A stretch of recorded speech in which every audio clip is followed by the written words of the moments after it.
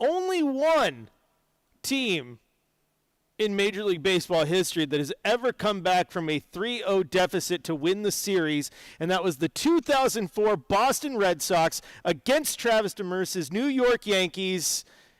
Eat it. That's right. Red Sox fans have longed to hear it. The Boston Red Sox are world champions. That's right. You toss that ball over to Doug Mankiewicz. You break the curse of the Bambino. That's a stat you need to remember. Always rep that Red Sox hat. Definitely take that Yankee hat off, my friend. Welcome into the fifth quarter. I am your host, Chris Burkhardt. We're here talking about this wonderful evening here for your Portland Trail Blazers as they take care of business, as you heard Brendan pick the song there, to grab a 127-110 victory over the Miami Heat, a game that definitely looked like it was going to go down to the wire, at least through the first half, a pretty tight battle. Early in the third, you lose Denny Avdia, and you go, uh-oh, this is not good. Denny Avdia kind of tweaked his back, did not return to the game. That was early in the third. Fortunately, fans, we did learn after the game that the decision to take him out was Thiago Splitter's. It was not Denny Avdia's, nor was it the training staff's. Thiago Splitter just chose to take him out. Precautionary. He said it just tightened up a little bit. I didn't want him to force his way through it, and did expect him to be a go tomorrow when the Blazers take on the Toronto Raptors. The Heat were outscored by the Blazers 38-31 in the first quarter. Then they outscored Portland 32-26 in the second, and not a great offensive output there for the Blazers, but at this point, things are still looking all right. We're figuring they can go be one heck of a ball game. It's a 64-63 lead, and okay, what are you going to do? Well, how are you going to answer that? Well, the Blazers answered big in the third quarter, 39-29 in favor of your Trailblazers, and then they held the Miami Heat to just 18 points in the fourth quarter. So a massive performance there for your Trailblazers. Taking a look at how some of the things broke down here. Miami did win the points in the paint battle 60-52, thanks in large part to a massive performance from Bam Adebayo. It was 22-18 second chance points in favor of Miami. 24-12 in fast break points in favor of Miami. Portland won the bench points 42-37. Portland had 20 turnovers. Miami had 30 points off those turnovers. So you start looking at this and you're like, wow, why is what's happening here? Well, Miami came in. We told you they were going to take a lot of shots. They come in number one in the league in shots per attempted per game at just under 94. Well, they got 94 of them up today. They were second in the league in shot makes. They made 43 of them, but Portland took 2 more shots, made 5 more shots, and a big difference here, the Blazers 20 of 50 from beyond the arc. Miami just 9 of 45. That is 11 more three-point makes, which quick math tells you is a 33-point difference. So that is a big impact on this game. Individually, Andrew Wiggins, 14 points, 6 rebounds, 3 assists for the Miami Heat. Bam Adebayo, massive game, 32 points, 10 rebounds, 2 assists, and 3 steals. 18 points from Norman Powell, who did the unthinkable. He does not do this very often, but he went 0 for 7 from beyond the arc. Pele Larson had 6 points and 6 assists. Also, Jaime Jaquez Jr., 4 points off the bench. Simon Fontecchio had 17 to lead the bench for Miami. On the Portland side of things, Toumani Camara, another great game. 16 points, 6 assists, 8 rebounds. He had 1 steal. He was 6 of 9 from the field. If you take his last 2 games, you take Sacramento and you take this game, he has missed just 3 shots. Not too bad. 13 of 16 from the field in those 2 games.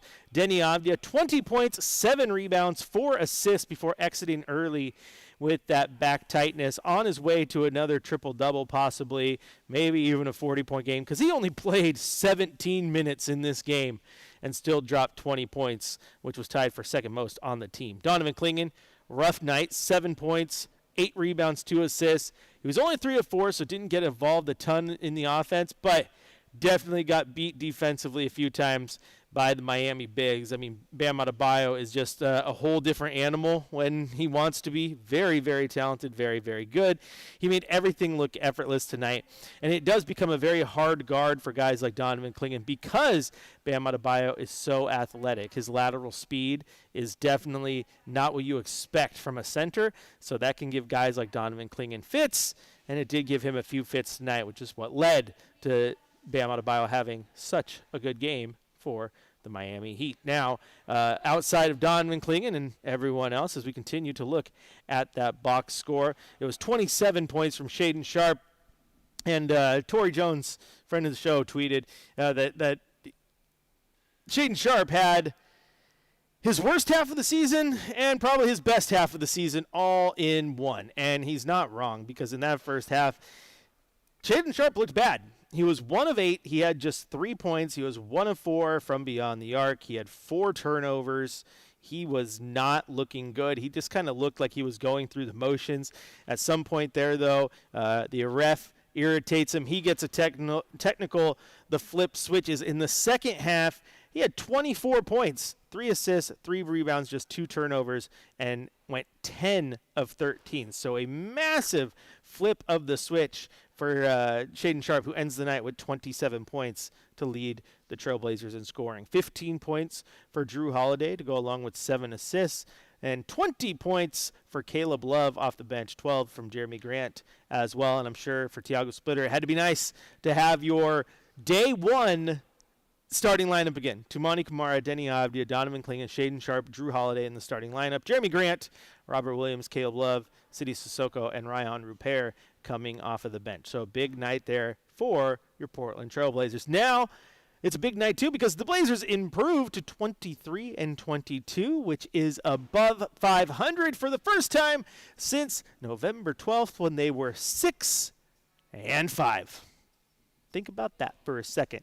They were 6-5. They lost 4 in a row, so they dropped to 6-6, 6-7, 6-8, 6-9, and it has been a battle ever since then to get back into it. Obviously went to 22-22 against Sacramento to get back to 500 for the first time since they were 6-6 on November 14th, and they are now above 500. So a very good win for your Portland Trailblazers. And you look over their last handful of games now, it's a 4-game win streak, then they lost 2, and it was a 5-game win streak before that. So very, very good performance for your Blazers. They continue to be 8-2 in their last 10 ball games. So one of those games that it ended up working out for the Blazers the way they wanted it to. Again, biggest difference in this one, 3-point shooting. 20 made 3-pointers, shot 40% from beyond the arc, which is just above their average, which is good. We're able to weather the storm of having the 18 turnovers, which was also slightly above average. And if you also want to look at it, they, even with Donovan Clingan, who he had 8 rebounds, but it still felt like he was having kind of an off game. They out-rebounded the Miami Heat 50-40.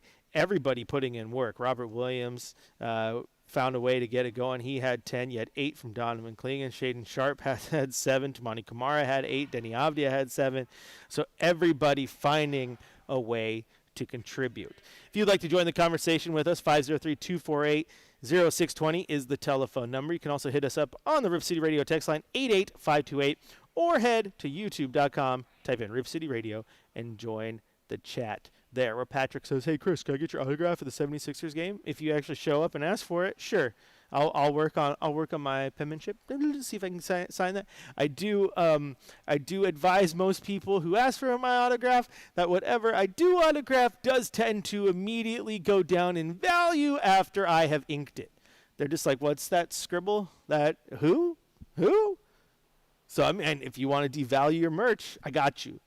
But it will only devalue for a minute until I become mega famous. I become the face of Rip City Radio and the iHeartMedia cluster, and then there is value in that signature. So keep it. Sell it on eBay in 10 years. A couple of our texters says, I love seeing Caleb Love City and others get extra playing time since Murray has been out.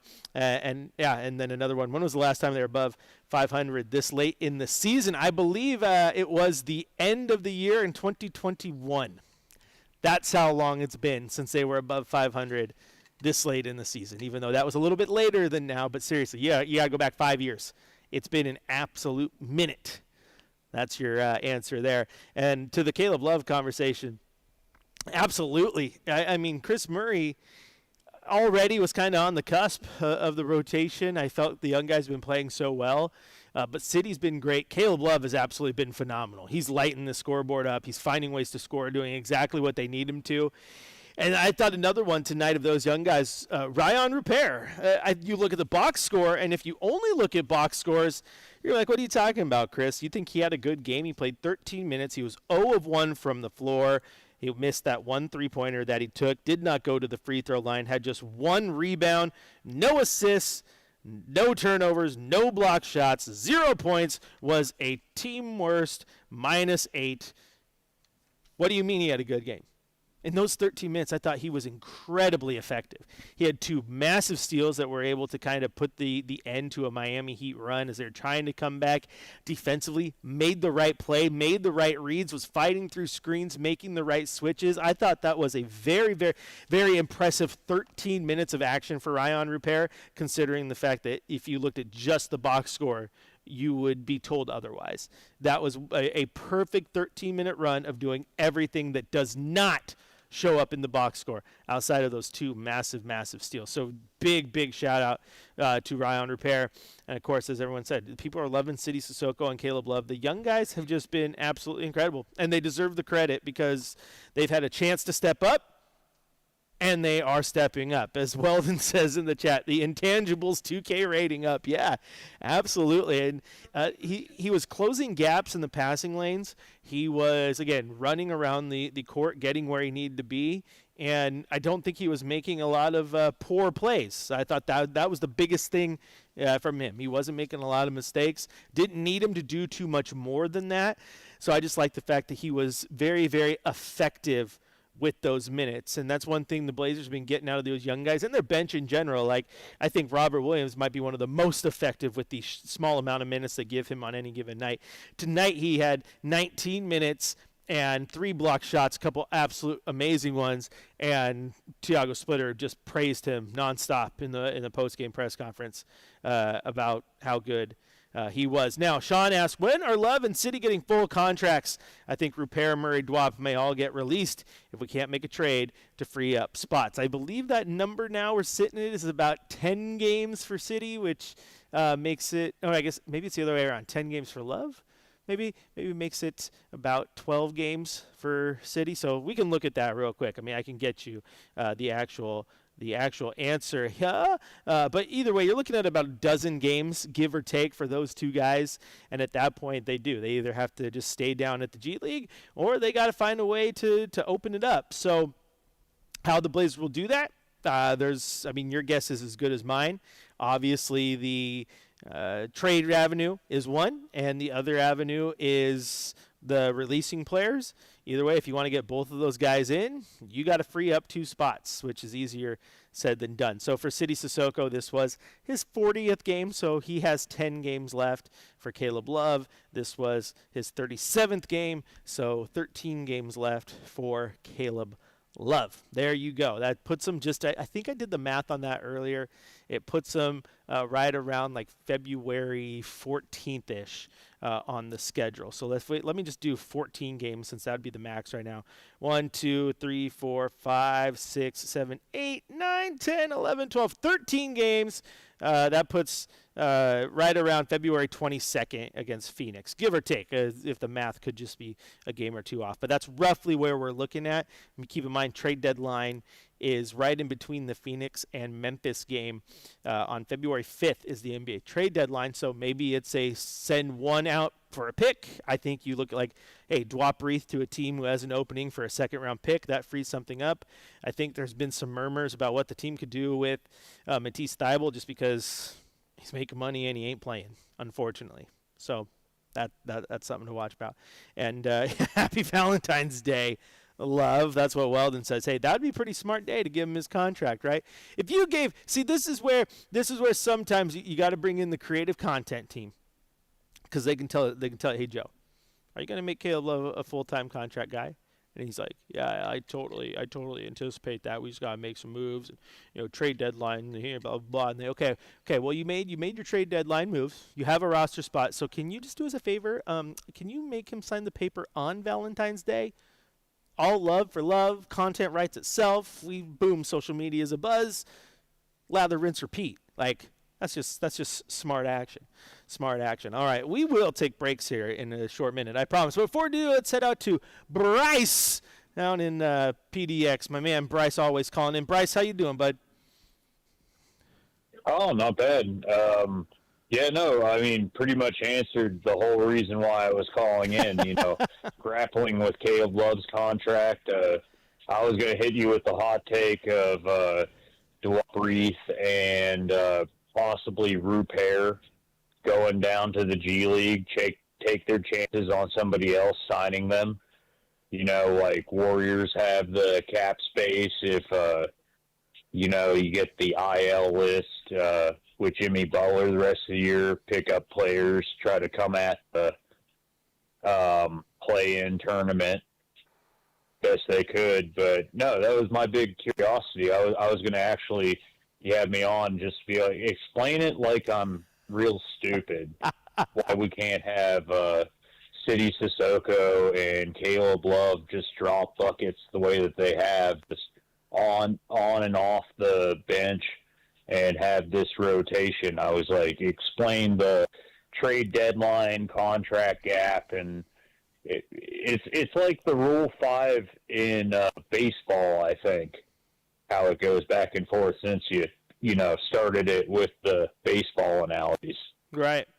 No, I get what you're laying down with your minors and your whole designated for assignments and all that nonsense. But no, Bryce, I appreciate the call. And no, that's the hard part, right, is what do you do with those guys? Because let's just put it this way. First off, this is a really good problem to have. I don't think it's a problem that Joe Cronin fully anticipated. I don't think he looked at that roster and anticipated that of those end-of-the-bench guys, the two-way guys would be the absolute best. Because if you give me the handful of guys, and I'm just being completely honest here, if you give me your end-of-the-bench guys, which on a fully healthy roster right now are City Sissoko, Caleb Love, Chris Murray, Ryan Rupert, and Reith, and you say you can keep two, I'm taking Caleb Love and City Sissoko right now. And then, quite honestly, probably taking Ryan Rupert. And I know there's people out there who like Chris Murray, love Chris Murray. I like Chris Murray. You guys know me. I've been very, very complimentary of Chris Murray because I don't think he makes a lot of mistakes. The only thing that I would take Rupert over him for is the fact that I just think Chris Murray is at his ceiling.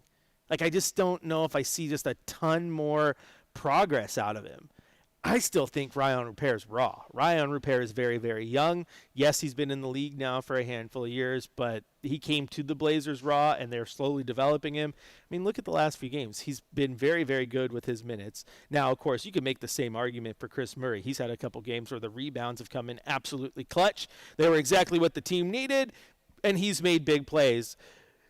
But out of all that, like if you look at Chris Murray, you're like, okay, here's your positives, here's your negatives. Meh. Same thing with Ryan Rupert. Not so much with Caleb Love and City Sissoko.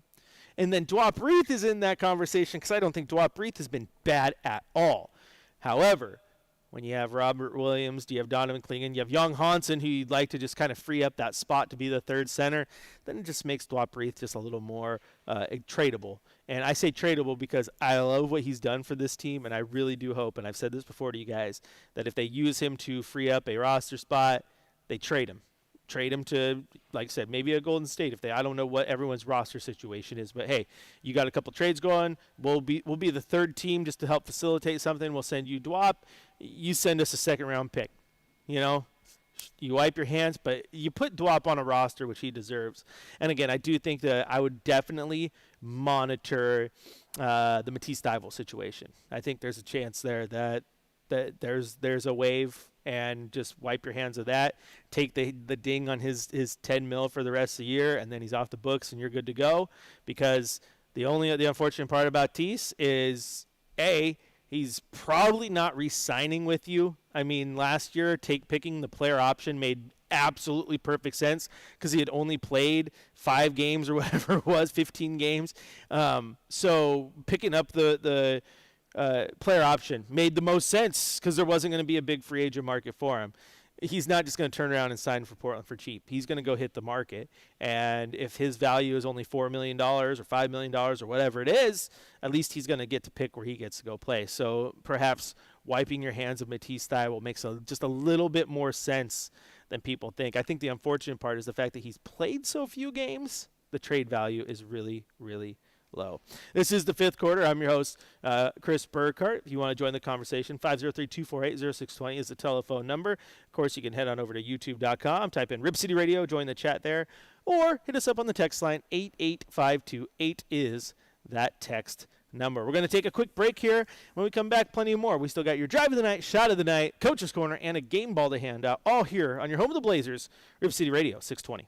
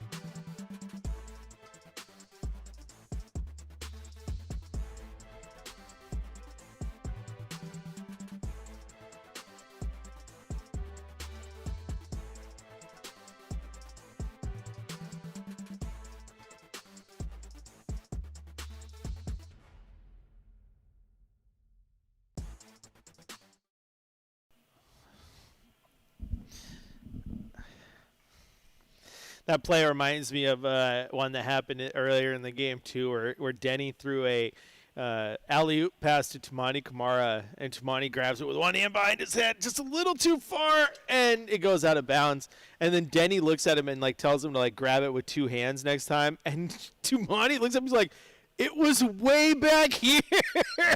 You basically pass it better. It was just kind of funny. Welcome back into the fifth quarter. Chris Burkhardt here with you, breaking down this 127-110 victory for your Portland Trailblazers over the Miami Heat. There was some sadness and some gladness. Simpsons reference in this one. The gladness is the victory, right? The sadness, Denny Avdia did leave in the third quarter with a little bit of back tightness, but let's look into this a little bit. Tiago Splitter was asked about it after the game, and he said that it was his decision. It wasn't Denny's. It wasn't the training staff's. It was just a simple. It just got a little tight. Coach said, "Hey, let's go ahead and sit you out." Denny wanted to go back in. Coach said no, and Coach fully expects him to play tomorrow. Just a possible minutes restriction. On that note, he also does expect Drew Holiday and Jeremy Grant to play tomorrow, even though it is the second night of a back-to-back, and I would assume that Robert Williams does not, because he just has not been doing that, and that one does make a little bit more sense. They just really want to make sure that knee is ready to go and fully injury managed. All right, let's bring in super producer Brendan here, who was doing stats. He was over on the other media row. There's section 113, and then there's section 111. He was over in section 111 doing some stuff with the Miami crew, and apparently was just a little irritated at the fact that they kept hammering home for their listener that the Miami Heat were getting absolutely destroyed beyond the three-point arc from the worst three-point shooting team in the NBA. Yeah, it was an interesting, kind of game itself, Chris, because I knew this would be a game between two teams that wanted the win, and credit to Miami for kind of fighting back in this game. But yeah, I mean that narrative just it was almost like the Miami Heat had kind of looked at the Blazers as a whole instead of kind of zeroing in on what they've been in 2026. Because, again, if I had a dollar for every time they're like, and the worst three-point shooting team in the NBA has hit 10 and then gets up to 20, and I think they were kind of in disbelief. And at one point, Chris, the play-by-play guy's like, this Portland Trailblazers team is elite. So, I mean, it's obviously, it fits the narrative of what we've been talking about, how successful they've been in 2026. And, man, Chris, I mean, when you consider just still that this team is not 100%, and the schedule's getting more favorable. They've had a good stretch of games at home. I mean, like I said earlier on Rip City Drive this week, man, if there's time left, buy stock in the Trailblazers, man, because it's an exciting time right now. And to your point about them being over 500 for the first time in 5 years, that's been about as long, Chris, as I would say since a lot of fans were really all in on the Trailblazers. You know what I mean? So it's been a couple lean years, and that's awesome.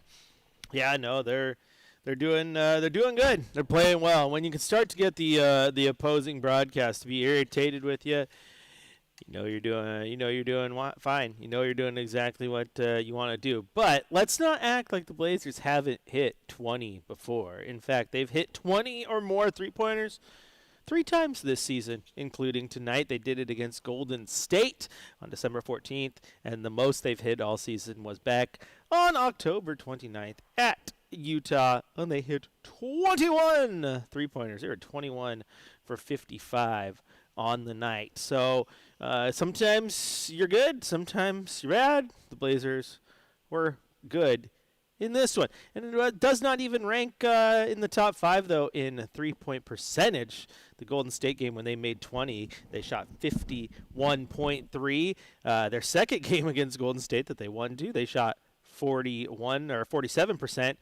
They shot 44% against Oklahoma City, 42% against San Antonio. I don't need to go all the way down the list, but they shot 40% tonight against Miami. So you needed those three-pointers. Like I said, they only hit 20 or more three-pointers 3 times, and that was definitely the difference in this one for me. 11 more three-pointers made, which turns into a pretty big difference at the end of the day. Quick 11 more times 3, 33-point difference right there. So, yeah, that was pretty much the difference in the Blazers being able to get out in this one. Now, Brendan, I also heard the color commentator on the broadcast was complaining just a little bit because the sun has been out, but it hasn't really been Miami weather here in Portland. Oh, it was definitely a funny moment. She made a comment about it being cold, then also talked about how she went out in nature and saw Nutria yesterday, which was kind of cool. I made note. I was like, definitely not a beaver, not with that kind of a tail. But one more thing I just wanted to mention to you, or really ask you, Chris, because you look at Portland. Obviously, you mentioned the 53-point attempts. They go 20 of 50. Do you think they kind of force Miami to play their style of game, and maybe Miami going 9 of 45 isn't quite in their typical game? I guess, did they force Miami to kind of play a different style of game? No, I actually don't. I think Miami kind of controlled that part of the game a little more than Portland did.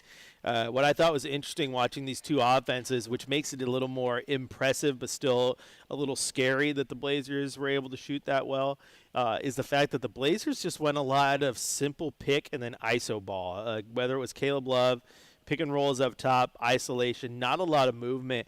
Every single time Miami had the ball, it was constant ball movement. In fact, a couple of the three-pointers that they did convert on, the reason it was such a good shot is because the ball movement got them to an open shot. So, no, I don't think Portland knocked them off of their game plan or dictated any of that. I think it was a weird night where, like I said, Norman Powell doesn't normally go over. He's one of their best scorers, and he had a rough night from beyond the arc. And we've seen it from the Blazers. Sometimes they have those rough nights. So, no, I think Miami still played their game. I think this is definitely one of those nights that, the shots just weren't falling. The game plan was sound for Miami, though. And, man, Miami's that's a fun place to go. You ever been? You ever been to Miami? I have, just briefly when I flew into Miami to then go on a vacation to the Keys, but that doesn't count. Okay. You stopped in the Miami airport. You've been through it. I did. Yep. Did you step foot on Miami soil outside of the airport? Does getting gas count in the rental car? I'm grasping at straws, but no. Technically you did, so I'll allow it. All right, fair enough. I'll allow it. But yeah, that was a couple years back. Got a chance to go down there. I mean, obviously, I love the PNW, but Chris, if you're going to ask me where I'd maybe rather be this time of year, especially tonight when it's 28 degrees. I can understand why she was complaining. I was driving today, and I called my wife. I'm like, there's a snowflake on my windshield. Oh.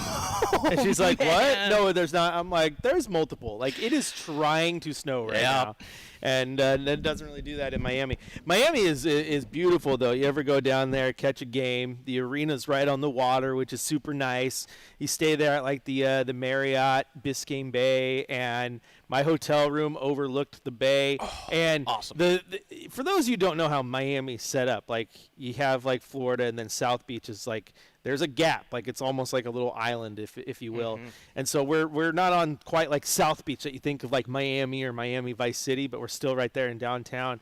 But my hotel room looks out towards South Beach, which is way off in the distance, and right into the bay. And all you see is like a dozen cruise ships, and it's just like, and yachts, like super yachts, and it's just like, oh, Miami's different. It is. It is pretty wild. Went for a walk down there. It was absolutely beautiful. And you see how big those cruise ships are. Like you're just like they're cities, Chris. They are giant. Been there and Orlando, obviously, for sort of Magic games, and I'm pretty sure you've been to Orlando. You see, your family is a Disney family, if I do recall. Yep. So, yeah, Orlando. It's just nice. It's Florida. Florida's nice, dude. Yeah, I mean, I'll say this, Chris. You go to Florida, it's the only time, and I'll say this is my fun fact from Florida. My buddy and I are driving back to Tampa from Orlando, and we spent a couple days at Disney World. To your point, we're, casually going back. I'll never forget, it is the only time in my life, Chris, I have seen a car change 5 lanes at 100 miles an hour. And it's just like, that's kind of like normal. Like there's no driving slow in Florida. Tell you that much. And to add to the lore, Brendan was driving. No. That's why I said the very first time I ever drove down I-5 to San Francisco. Oh yeah. We were going to my buddy's house who lived down there in college to stay with his family. Then we're going to go to Vegas, and I said, I'm pretty sure that there's no such thing as a speeding ticket in California. Just tickets for reckless driving, because I'm doing like 90 going flow of traffic here. It's a little crazy. Now, when you travel and you go to Florida and you get out to these other NBA cities, you go to Texas is a good example. Then you realize why guys like Kyrie Irving believe in the flat earth theory. Because then you get back to Portland and you're like, whoa, hills and a curvature? Like, I can't see, like, more than, like, 100 yards out my window because there's multiple hills and mountains? Like, you go to Texas, Florida, all that stuff, it's like you get up to the 3rd floor of your hotel and you feel like you could see, like, all the way across the Atlantic. Like, it is, like, it is flat. It's nuts. Like, you're in Florida, Chris, and for example, like, for us here, you know, people think here locally, like, Mount Tabor, not a huge, you know, mountain or anything, but for Florida, they'd be like, oh, my gosh, that's a peak, dude. That's a peak. Oh, my God. So it's kind of interesting. It is definitely, in some areas, it's negative. Like, Florida is in the swamp, literally. This is true. So, yeah, that's interesting. This is true. It's still pretty darn. It's cool. It's warm. I like that warm. I like the warm. The sun feels nice. The water feels nice. The sand feels nice. But hey, Portland's got the last laugh tonight, buddy. And the victory feels nice. Not a marquee week to be a fan of Miami professional sports. No, this is true. There you go. It's kind of funny how that works. All right, we're going to take a quick break here on the 5th quarter. If you want to join the conversation, 503-248-0620 is the telephone number. Hit us up on the text line, 88528, or jump in the YouTube chat. Just type in Rip City Radio and join the chat there. Real quick, we did get a texter says, really enjoyed the show, guys, with reports that Scoot was running sprints in practice this week when he returns, assuming everyone else is healthy. Is there any chance he will be the starter, or will he definitely be coming off the bench? Also, random question for Brendan. Is he any relation to the reporter at K2 with the same last name?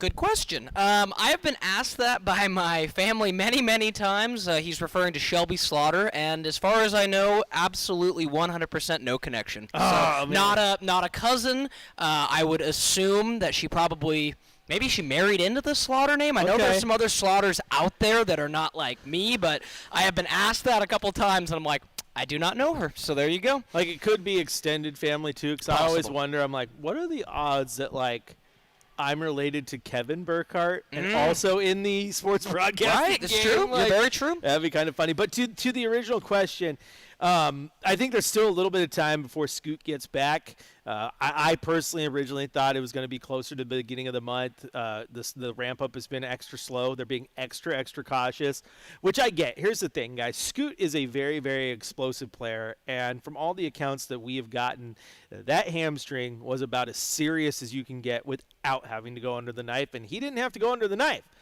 That's good. Now they're just taking their time, making sure that it heals properly, especially, again, when you're an explosive player like he is, a lot of strain goes through that lower body, through those muscles. If that hamstring is not fully ready to go, you could put yourself out there for a quad injury because of compensation, all sorts of stuff. The fact that he's running sprints is a massive plus. I would still think at this point, and this is not the source stuff from the team yet, but I just feel like probably maybe closer to the first few games post-trade deadline. Not post-trade deadline, excuse me. Post-All-Star break, because you get that nice little break of games in All-Star weekend. You get to have everyone come back. And maybe he only plays, 20 games this year, but it's better than nothing. I don't see a big wholesale change to that starting lineup, though. If this team is as healthy as is, Scoot's going to come off the bench for the rest of the season. I wouldn't see any change in that. Drew Holiday goes number 1. Scoot's your number 2. Allows you to get the ball out of Denny's hands a little bit more. I think it allows you to get the ball out of Shaden and Caleb's hands as well, which just puts it back in the hands of someone who can control it just a little bit better. Also opens Caleb Love up for some of that off-ball shooting, which he's good at. So I don't see the change there. But all I know is I really want to see him get back on the court. All right, we're going to take a quick break. When we come back, we're going to head to the coach's corner, hand out a game ball, and get out of here because we got to do this all again tomorrow. But before we go, it's time for your shot of the night. Live from the Coors Light Studios. Coors Light, mountain cold refreshment. Choose chill. Time for the 5th quarter shot of the night on your home of the Portland Trailblazers. 620 Rip City Radio. Shaw for the slow dribble in front of Fontecchio. 10 to shoot. Top of the key in front of Adebayo. Crosses a couple of times. Step back three. Buries it. 27% short as he is cruising in the second half.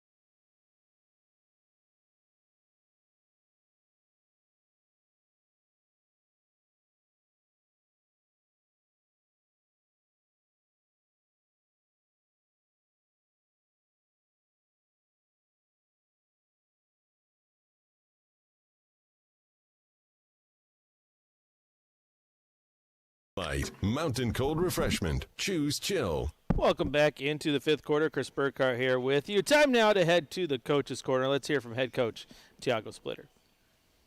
More importantly, closing games in the second half. Let's hear from Tiago Splitter. You'll be able to go tomorrow.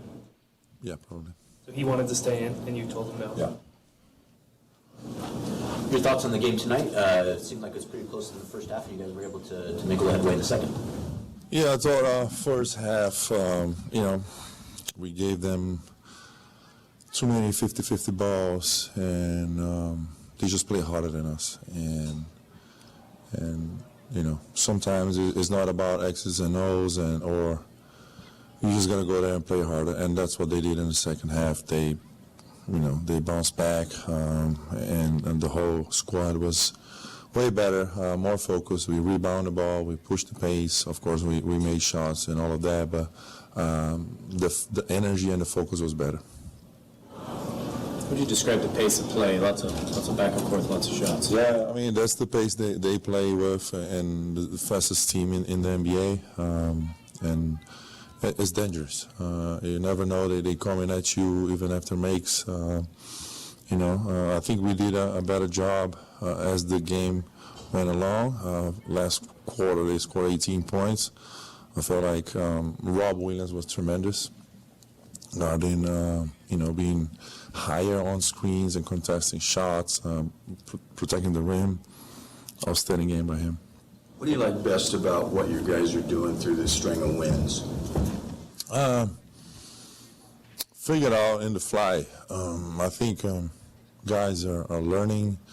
They're understanding better their teammates, what we want on offense, on defense, and just constantly getting better, honestly. I think that's what, it feels good as a coach to see that developing of the guys and just, night after night getting to play and show the stuff that they are working in practice, but also they learning on the fly during games, timeouts, halftime film before the game. So they learning.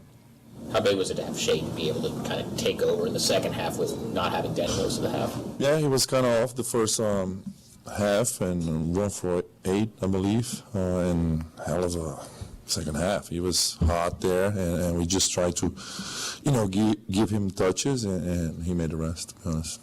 Have you noticed that Shaden, so he's gotten a couple technicals this season. It seems, I don't know, but it just seems to me maybe that kind of motivates him a little bit, because it seems like he comes out and It could be. Yeah. I'm not sure. But I don't know, he got frustrated. Actually, I didn't see the technical. He got frustrated with something. But he got it going. He made shots, and he was, again, I got also important rebound, just flying over people and grabbing the ball.